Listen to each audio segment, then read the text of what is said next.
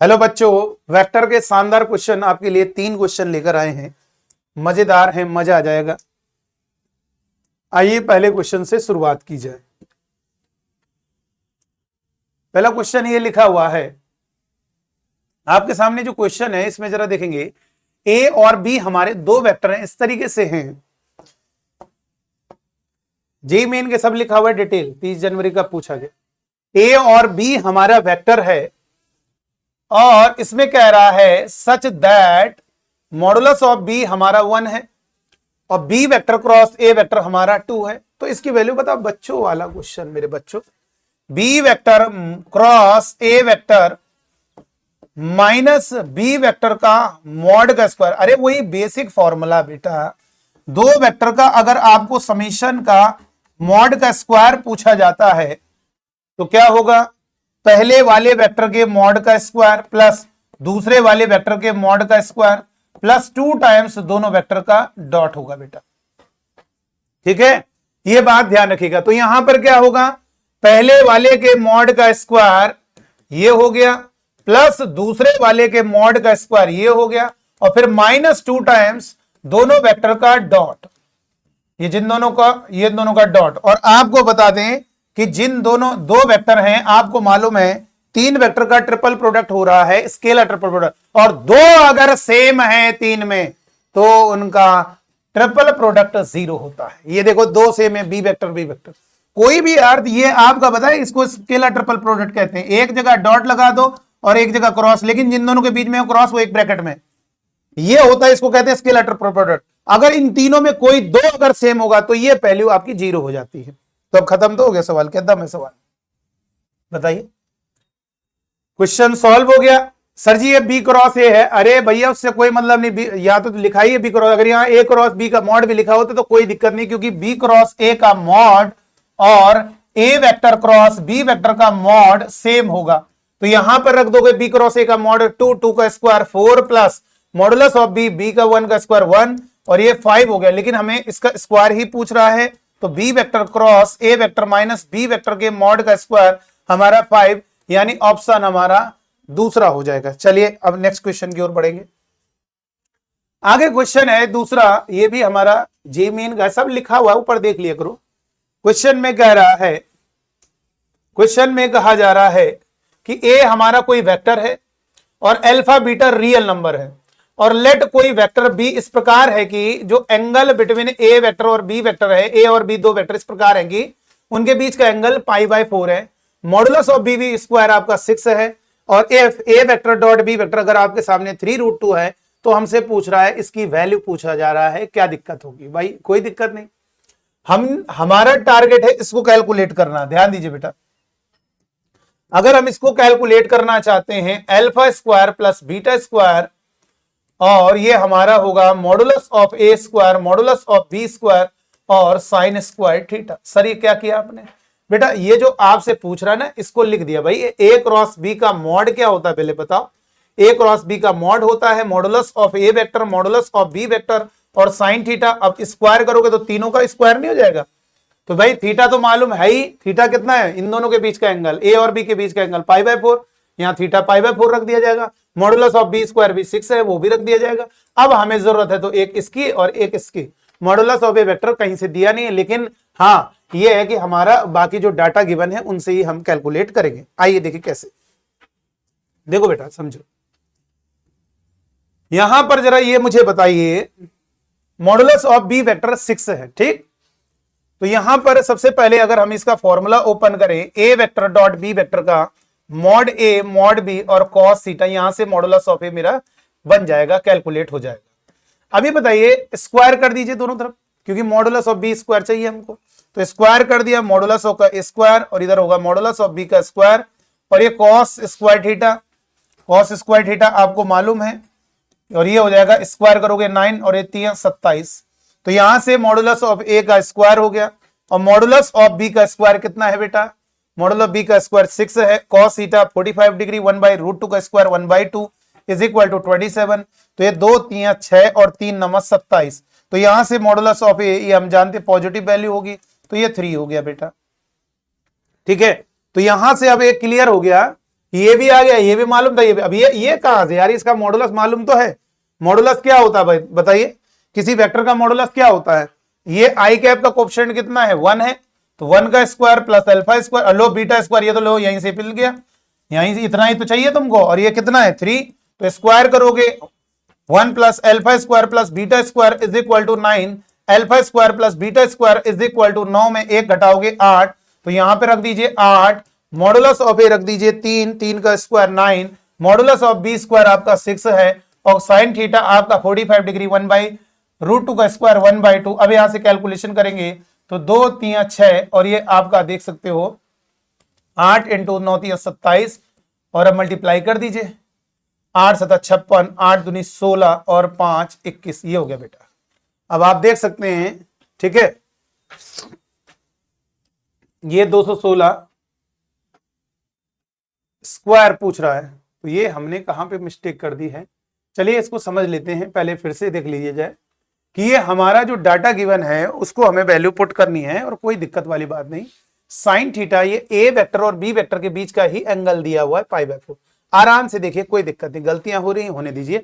यहां पर हुई है मिस्टेक, ये मैंने 3√2 की जगह 3√3 ले लिया है, तो कोई बात नहीं, इसको ठीक कर लिया जाए। तो यही मिस्टेक है बस, बाकी तो सब ठीक है। तो ये 3√2 था, तो स्क्वायर करोगे तो अब आप मालूम है यहाँ पे 3√3 कर लो तो उसके हिसाब से सही हो गया। अब आप बना लेना क्वेश्चन का आंसर क्या होगा।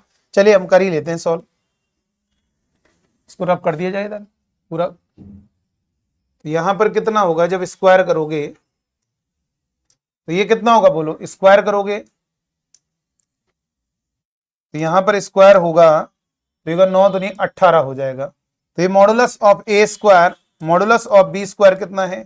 6, ये आपको गिवन है, और कॉस थीटा आपको दिया है, उनके बीच का एंगल π/4 45 डिग्री, 45 डिग्री रखोगे 1/√2, स्क्वायर करोगे 1/2, और ये 18, और ये 2 3 6, और ये 3 6 हो गया। इसका मतलब मॉडुलस ऑफ ए स्क्वायर भी 6 ही आ रहा है, करने की जरूरत नहीं, इसी में रख दो। अंडर रूट मॉड ए कितना होगा, अंडर रूट के अंदर स्क्वायर करोगे अंडर रूट हट जाएगा, तो ये हो गया 1 plus alpha square plus beta square, under root होता है ना, अब स्क्वायर करोगे मॉड तो स्क्वायर अंडर रूट हट गया, और इक्वल टू 6, तो यहां से alpha square plus beta square equal to 1 उधर माइनस होगा, तो 6 - 1 5, तो यहां पर इसकी जगह 5 रख दिया जाए, और मॉडुलस ऑफ ए स्क्वायर की जगह 6 रख दिया जाए। ये 6 है ना, 6 है, और ये भी कितना है 6 है, और साइन थीटा 45 डिग्री 1/√2 का 1/2, अब इधर मल्टीप्लाई करोगे 3, और ये कितना होगा 15 15 6 90, वो भी ठीक है क्वेश्चन। अगर मैंने जो सवाल कर दिया कोई दिक्कत नहीं, लेकिन यार हमारे लिए क्वेश्चन इंपॉर्टेंट है ना, आपको जो डाटा गिवन है उसी से तो करना है, ये थोड़ा ना देखा जाएगा कि आपने कॉन्सेप्ट सही लगाया, भाई आंसर सही नहीं आएगा तो क्या फायदा फिर। हमें वैल्यू पे बहुत फोकस करना है, यहां से ये एक हमें यहाँ पे एक लर्निंग मिल रही है कि हम क्वेश्चन का जो डाटा है उस पर बहुत अच्छे से कॉन्सेंट्रेट करें। चलिए आगे एक क्वेश्चन और है, लास्ट 3 क्वेश्चन है, जबरदस्त क्वेश्चन है। आइए ये देखेंगे, 29 जनवरी का है 2024। ए बी सी हमारे 3 नॉन जीरो वेक्टर्स हैं, जीरो नहीं है, और इस प्रकार है कि बी और सी हमारे non collinear, B and C हमारा नॉन कोलिनियर है, और A vector plus 5b vector collinear है विद सी वेक्टर, और B vector plus 6c vector is collinear with A vector, and यहां पर ये आपको दिया हुआ है, और आपसे पूछा जा रहा है अल्फा प्लस बीटा किसके इक्वल होगा। बड़ा गजब का क्वेश्चन, देखो बेटा कैसे किया जाए, इस क्वेश्चन को समझ लीजिए, मजा आ जाएगा बेटा, मजा आ जाएगा। देखो इधर कैसे होगा समझिए। आप बच्चों को एक बात हमेशा याद रखनी है कि आपके कोलिनियर का मतलब क्या होता है। भाई कोलिनियर वर्ड का प्रयोग अगर कर रहे हो, कोलिनियर भी बोल सकते हो और पैरेलल वेक्टर भी बोल सकते हो। कोलिनियर वेक्टर या पैरेलल वेक्टर एक ही होता है भाई, कोलिनियर या पैरेलल वेक्टर एक ही बात है। दो वेक्टर अगर एक ही डायरेक्शन में है उनको हम कोलिनियर कहेंगे, या अपोजिट डायरेक्शन। देखो ये 2 वेक्टर है, दोनों पैरेलल है, इन दोनों का जो पेन का है नोक वो दोनों एक डायरेक्शन में, अपोजिट, तो ये सब पैरेलल हो गए। सर ये पैरेलल कोलिनियर कैसे? अरे भाई इसको शिफ्ट करो, लो आगे उसी लाइन पे आ जाएगा। 2 वेक्टर अगर क्या है पैरेलल है तो कोलिनियर कैसे कह रहे? कोलिनियर मतलब तो एक ही लाइन में होता है, तो ले आओ ना, पैरेलल शिफ्ट करके उसी लाइन पे आ जाएगा, लो हो तो गया कोलिनियर। कोलिनियर कहो चाहे पैरेलल कहो, बात एक ही है बेटा, ठीक है। और 2 वेक्टर अगर पैरेलल है, अगर मान लीजिए कोई वेक्टर अगर पैरेलल है, एक बड़ी गजब की बात है, a is equal to lambda times b लिख सकते हैं। मतलब अगर मैंने कहा ये वेक्टर ए है और अगर मैंने कहा ये वाला जो वेक्टर हो चाहे उसकी लेंथ उससे ज्यादा हो कम हो, उसे लेमडा टाइम्स ए वेक्टर कह सकते हो। अगर मैंने कहा बी कोलिनियर है, एक है, तो हम बी को लेमडा टाइम्स ए वेक्टर कह सकते हैं। कोलिनियर अगर है, ये कह रहे हैं हम, अगर कोलिनियर है, यहां पर जरा क्वेश्चन को ढंग से पढ़ना। अच्छा ये बताइए, ये आप ध्यान रखिए, ये जो आप लिखते हो एक्स आई कैप प्लस वाई जे कैप और प्लस का 2, मान लीजिए हमने लिखा यहां पे लिख दिया पी के cap is equal to 2 I cap plus का 3 जे कैप माइनस का 4 के कैप। अगर मैंने कहा मुझे एक्स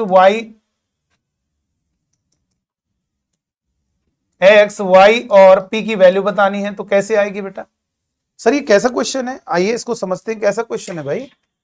एक्स वाई, देखो बेटा आपको मालूम है मैथ्स में अगर 5 इक्वल टू 5 तो भाई ठीक है, दोनों चीजें इक्वल है।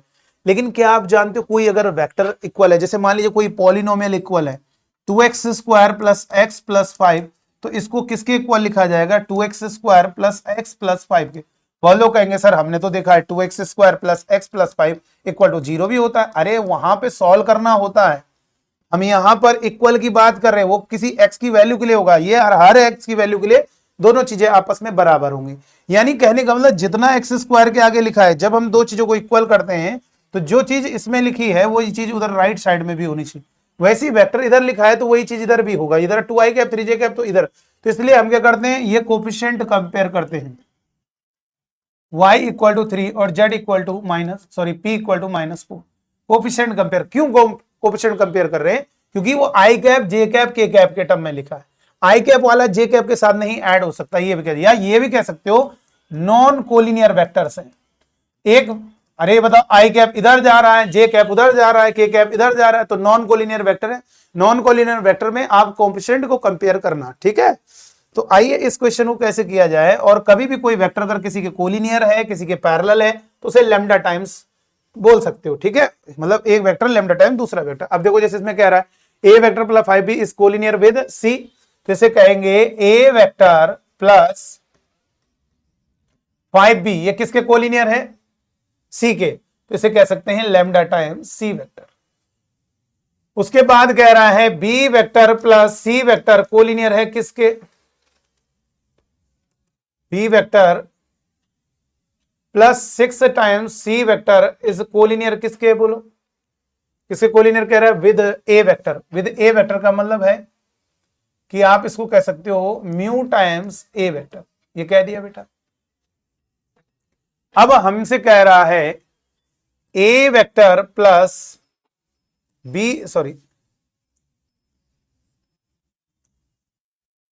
A vector plus alpha times B vector plus beta times C vector is equal to 0। देखो यहां पर कह रहा है बी और सी हमारे नॉन कोलिनियर वेक्टर हैं। बी बात तो तीनों की कर रहा है, लेकिन ए के बारे में कुछ बताया नहीं है। बी और सी को नॉन कोलिनियर बोला है, बी और सी, देखो बोला तीनों को है, एबीसी 3 नॉन जीरो वेक्टर है और बी और सी नॉन कोलिनियर है। यानी ए हो सकता है बी के साथ हो, ए सी के साथ हो, तो ये नॉन कोलिनियर, ठीक है, कोई बात नहीं, कोई दिक्कत नहीं, परेशानी बिल्कुल नहीं। हम यहां पर क्या कैलकुलेट करना है हमको, हम एक काम करेंगे, यहां से अगर स्मॉल ए वेक्टर निकालेंगे, इसको हटाओ यहां से, ए वेक्टर कितना आएगा? तो यहां से देखोगे, यहां से अगर ए वेक्टर की वैल्यू कैलकुलेट की जाए तो यहां से आ जाएगा B vector plus 6 vector divide में म्यू, ये तो आएगा भाई, म्यू नीचे चला गया। इस ए वेक्टर को अगर मैं यहां पर पुट कर दूं तो कितना हो जाएगा? इसको लिखेंगे B vector plus 6 vector divide में म्यू और plus 5b vector is equal to lambda times C vector. और चाहो तो इसको ऐसे भी लिख सकते हो, कैसे लिख सकते हैं बेटा?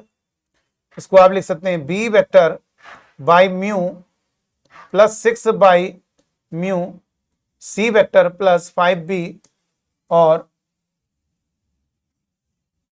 Minus lambda C is equal to 0। सबको इधर लिया।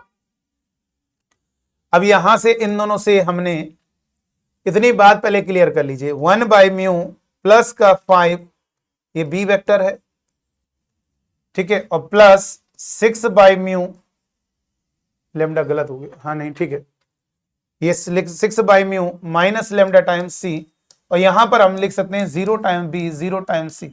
बी और सी लिख सकते हो, इसलिए देखो ए को हटाया, ए के बारे में बी और सी को कह रहा तो ए को हटाना पड़ेगा आपको, चाहे ऊपर से आप ए निकाल के यहां रख दीजिए और चाहे तो यहां से ए निकाल के ऊपर रख दीजिए, कोई दिक्कत नहीं दोनों में। अब यहां से जब कंपेयर करोगे तो ये कितना होगा 1/μ सॉरी +5 इज इक्वल टू कितना होगा बोलो, ये हमारा 0 हो जाएगा। तो 1/μ इज इक्वल टू माइनस का 5, यानी म्यू हम कह सकते हैं -1/5 मेरा आ रहा है। और जब इसको कंपेयर करेंगे 0 के इक्वल तो 6/μ माइनस लेमडा इक्वल टू 0, तो यहां से कहेंगे 6/μ इज इक्वल टू लेमडा, तो लेमडा इज इक्वल टू कितना होगा बोलो, म्यू रखोगे -1/6, ये -1/6 1/5, तो ये कितना ऊपर आ गया, तो -30 आ गया बेटा। तो यहां से क्लियर हो गया हमें, हमारा ये बात क्लियर हो गई कि हमारा जो ए वेक्टर है वो कितना आ रहा है, ए वेक्टर अगर हम बात करेंगे तो कितना आ रहा है, तो अब अल्फा बीटा यहां से निकल आएगा, समझ गए होंगे। अरे यार ये बताइए, इसी तरह से ये भी हो जाएगा, चाहो उस ए वेक्टर को यहां उठा के रख दीजिए, खत्म खेल। ये कितना आ रहा है आप देखिए, यहां पे रखो, लेमडा की वैल्यू रखोगे, सॉरी लेमडा की वैल्यू यहां पे रखोगे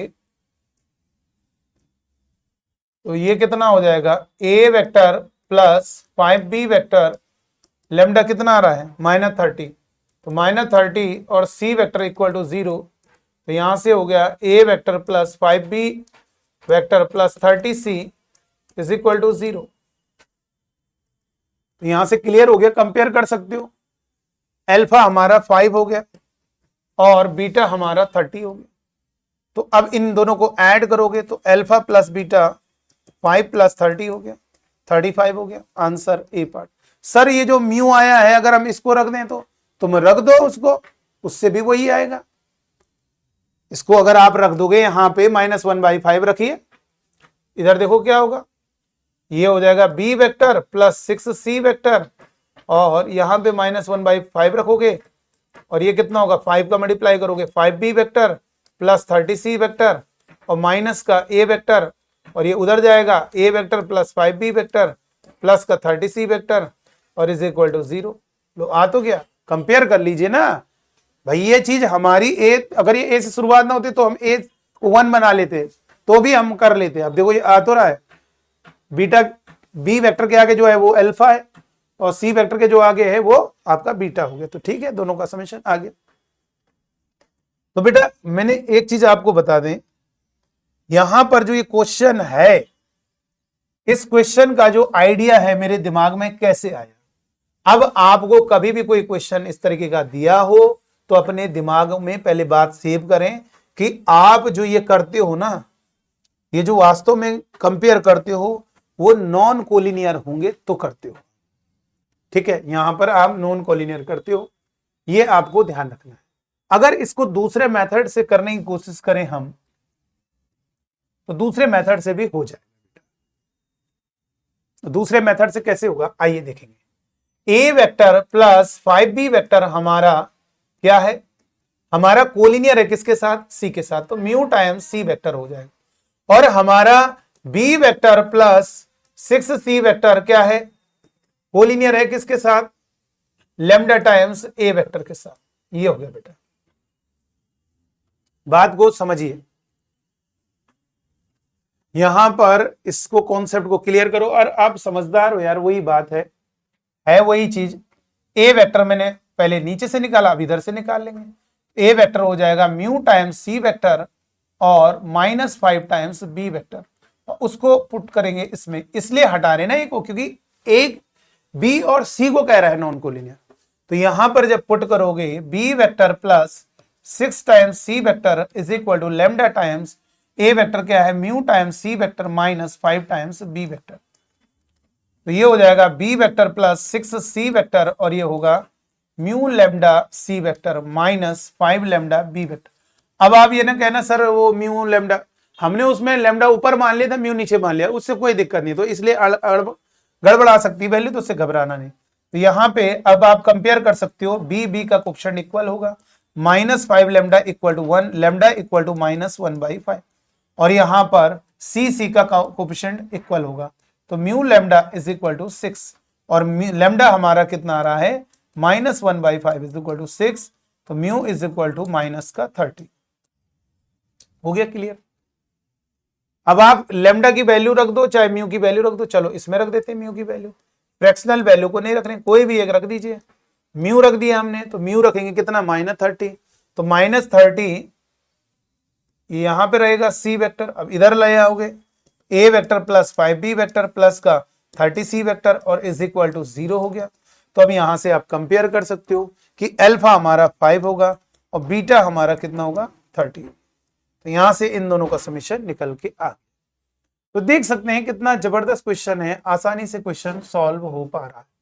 कोलिनियर, जब भी कोलिनियर बोल रहा है तो कोलिनियर का मतलब है कि आपको यह ध्यान रखना है, अगर हमारे वेक्टर कोलिनियर हैं तो कोलिनियर का मतलब क्या है, हम उसको उसके टर्म में लिख सकते हैं A is equal to lambda times B vector. ठीक है, ये आपको ध्यान रखना है। इतना कॉन्सेप्ट क्लियर कर लीजिए और आसानी से क्वेश्चन सॉल्व हो जाता है। चलिए, ये 3 ही क्वेश्चन थे, एक ये आपको समझा दिया था और एक ये हमारे 3 जबरदस्त क्वेश्चन है। ठीक है, तो चलिए आज के वीडियो में इतना ही। Thank you.